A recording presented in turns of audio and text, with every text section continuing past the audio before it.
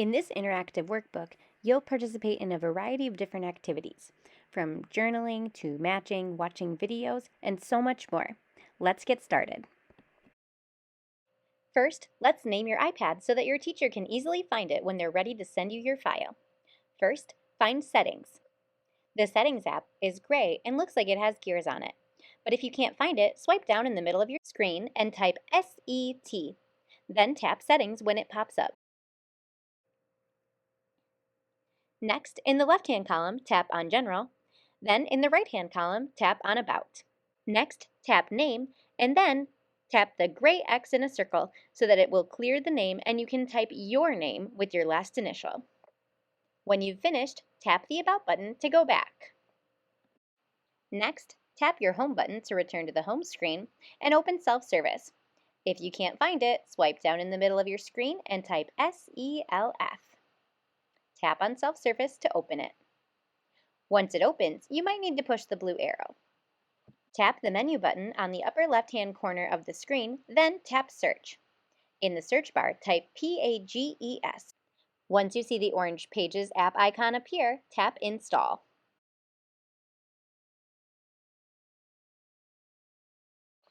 Once Pages has installed, you can return to your home screen and do one last step to be able to receive your file. Swipe down from the upper right-hand corner to reveal your control center. Tap and hold on the AirDrop icon to open the options. Then tap on AirDrop and change it to Everyone for 10 minutes. This will allow your teacher to send you the file that you need. When your teacher sends you the file, you'll see a notification that looks like this. Tap on Accept. The file should now be opened in Pages. Tap Edit in the upper right-hand corner to begin working. When you first open the file, tap the drop-down button at the top next to the title of the document. We will rename the document to your first name and your last initial. When you're finished, tap the blue Done button on the keyboard.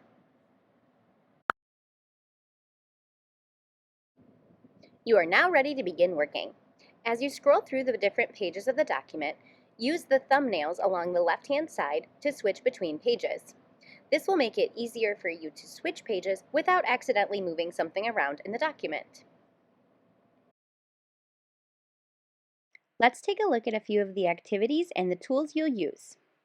If you see a picture that looks like this with the plus button down in the corner, tap the plus button to add your own photo into the box. When you tap the plus button, you'll see this menu where you can choose a photo or video, take a new photo or video, or insert a file from somewhere else on your iPad. When I tap on Choose Photo or Video, you will see that it loads my photo library and I can choose whichever picture I want to use for this project. Once I scroll through and find the picture that I'm looking for, I can simply tap on it and it will be loaded into the box. If you'd rather take a new photo, you can tap on the plus button in the bottom corner, then tap Take Photo or Video. This will load your camera where you can use the circle button to take a new picture, then tap Use Photo in the bottom corner to insert the photo into your box. For this particular activity, the directions also say to drag the red hat over on top of your picture after you've inserted it so you look like a voyageur. Grab the hat, drag it over onto your picture, and adjust accordingly. If you see a text box that you need to edit, like the name box on this page, simply tap on the box and begin typing whatever you need to enter into the box. When you're finished, press the down keyboard button on the bottom right corner of your screen.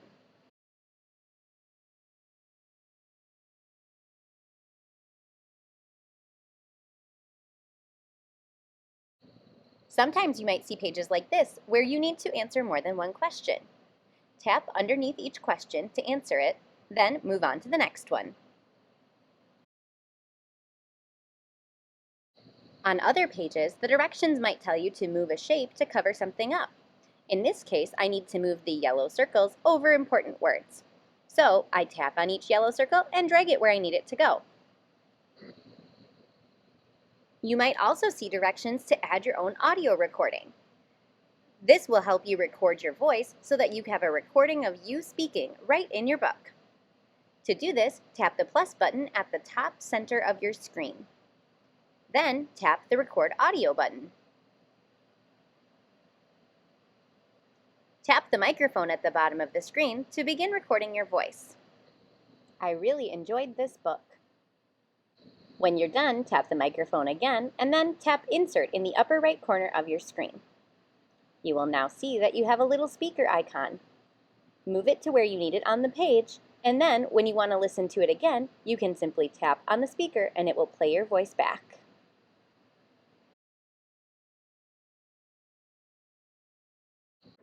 On other pages, you might find links to websites you need to visit.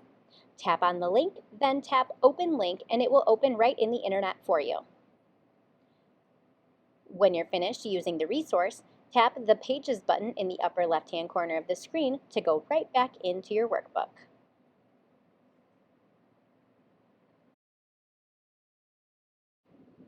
If you see a video in the document, tap the play button and it will play right inside your workbook.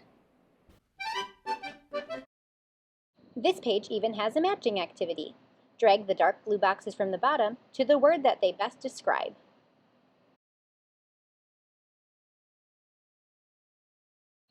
With your teacher's permission, you might also be able to use dictation if you have a hard time with typing.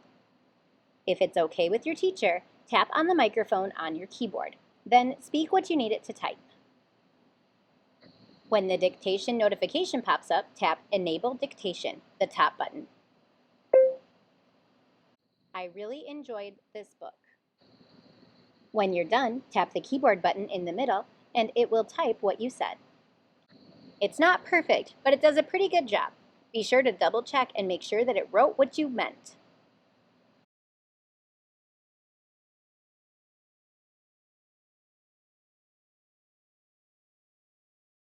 If you make a mistake or accidentally move something in your workbook that you didn't mean to move, you can use the Undo tool in the upper toolbar.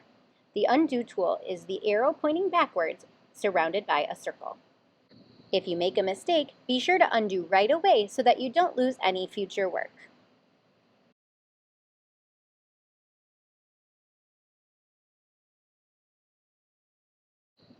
There are many French words that are used throughout the book The Littlest Voyageur. In the end of our workbook, we have included an audio glossary. If you're unsure of a word, you can find it in the glossary and tap the little speaker to hear how it's pronounced.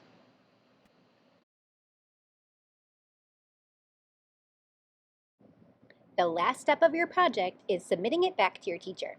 To do this, press the square with the arrow on it in the upper toolbar. Then tap AirDrop and select your teacher's device. Be sure to only send it to your teacher and only tap once. Once you tap, wait for the blue circle to complete. Then you can tap Done in the right-hand corner of the box.